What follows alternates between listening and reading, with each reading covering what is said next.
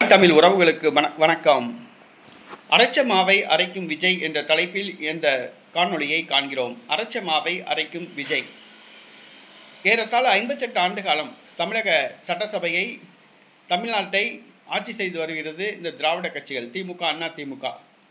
இந்த திமுக, அண்ணா திமுக இரண்டு கட்சிகளும் தேர்தல் நேரங்களில் இலவச வாக்குறுதிகளை அளித்தது. அதே போன்று தற்பொழுது திமுக, அண்ணா திமுக இரண்டும் மகளிர் உரிமை தொகை 2000 வழங்கப்படும், 2500 வழங்கப்படும் என்று கூறியது. அதே போன்று மேலும் பல இலவச திட்டங்களை அறிவித்துள்ளன. நடிகர் விஜய் கட்சி ஆரம்பித்தார், ஆட்சியை பிடிக்க திட்டமிட்டுள்ளார். நேற்றைய தினம் மகளிர் தின வாக்குறுதிகளை வழங்கினார். அதில் புதிதாக எந்த ஒரு திட்டமும் அறிவிக்கவில்லை. திராவிட கட்சிகளின் இலவசங்களை காப்பியடித்தே அவர் அறிவித்துள்ளார். இலவச திட்டங்கள் வளர்ச்சி திட்டம் அல்ல, வீழ்ச்சி திட்டம். தமிழக மக்களை பிச்சைக்காரர்களாக்கும் திட்டம். மகளிர் உரிமை தொகை திமுக 1000 வழங்கியது. நடிகர் விஜய் 2500 உயர்த்தப்படும் என்று தெரிவித்துள்ளார்.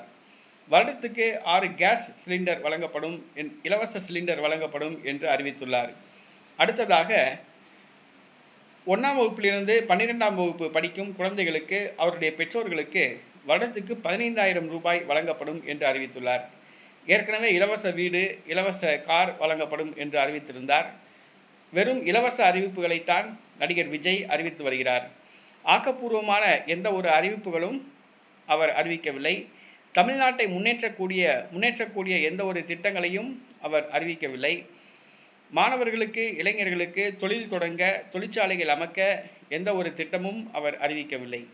அவருடைய வாக்குறுதிகள் எல்லாம் திராவிட கட்சிகளைப் போன்று இலவசங்களாகத்தான் உள்ளன. இலவச வாக்குறுதிகள் அனைத்தும் வளர்ச்சிக்கான திட்டம் அல்ல, வீழ்ச்சிக்கான திட்டம்.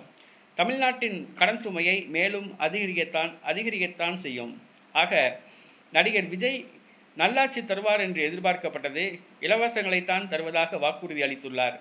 நடிகர் விஜய் புதிதாக எந்த ஒரு திட்டமும், புதிய கண்ணோட்டத்தோடு எந்த ஒரு திட்டமும் அறிவிக்கவில்லை. நடிகர் விஜய் அரைச்ச மாவைத்தான் அரைக்கிறார்.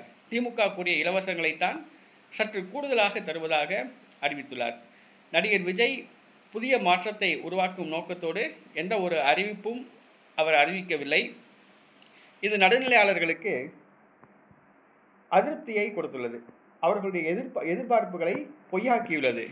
நடிகர் விஜய் தமிழ்நாட்டுக்கு ஆட்சியை அமைப்பார், தமிழ்நாட்டில் மாற்றங்களை கொண்டு வருவார் என்று எதிர்பார்த்தனர்.